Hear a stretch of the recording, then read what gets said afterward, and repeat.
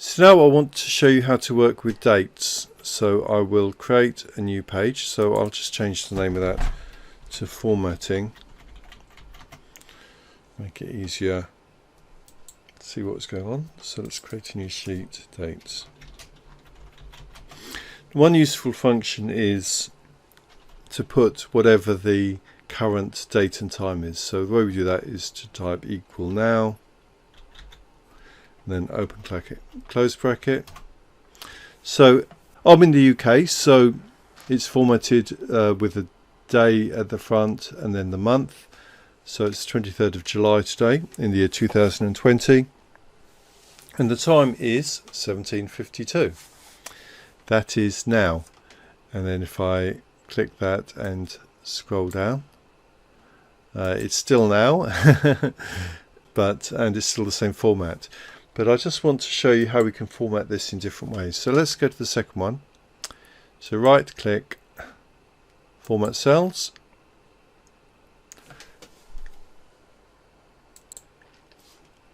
So the first one of these is number.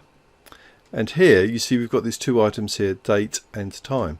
So let's go to this first one, date. Okay, so I'm in the UK, so let's click on that drop down box, and I imagine a lot of people viewing this might be from the United States, so let's do that one, see if it changes anything. Yeah, so that's changed the default format to 2020-0723. For some reason it's taken out the time. Okay, let's do the next one. So right click, format cells. Okay, so this first one, so you see it tells you at the top what it is. So DD is the day number, 23. MMM is the month expressed in 3 letters. 23rd July, great. Okay, so the next one. You could also show just the month. So July 2020. Okay, that's useful. So could be useful for a column heading. Next one.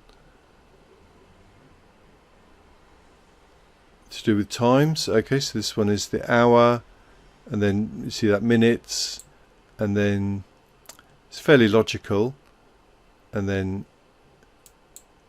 PM.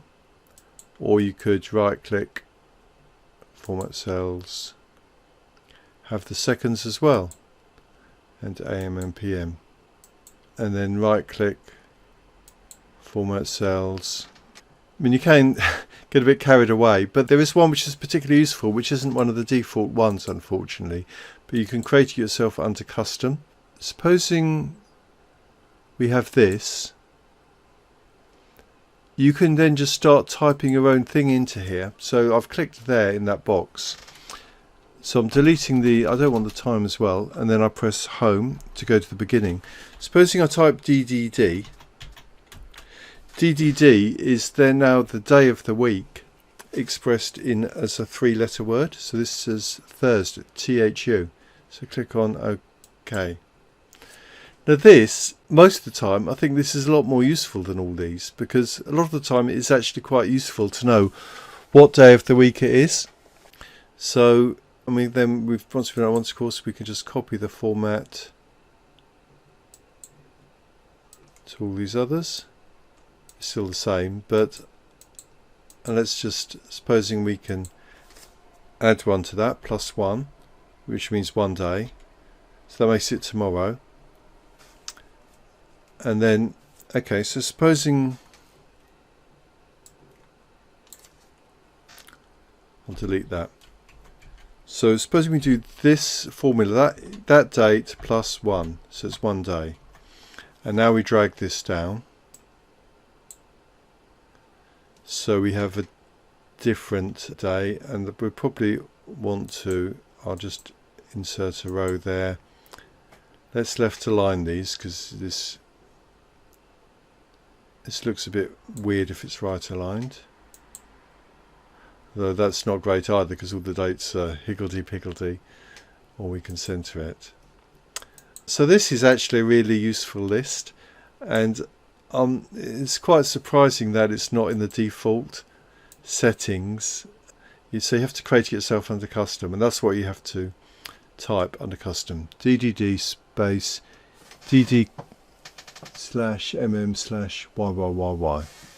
You could also, of course, add the time as well if you want. Then you would just do something like that one, and then you could add DDD at the beginning, and then you get the time as well.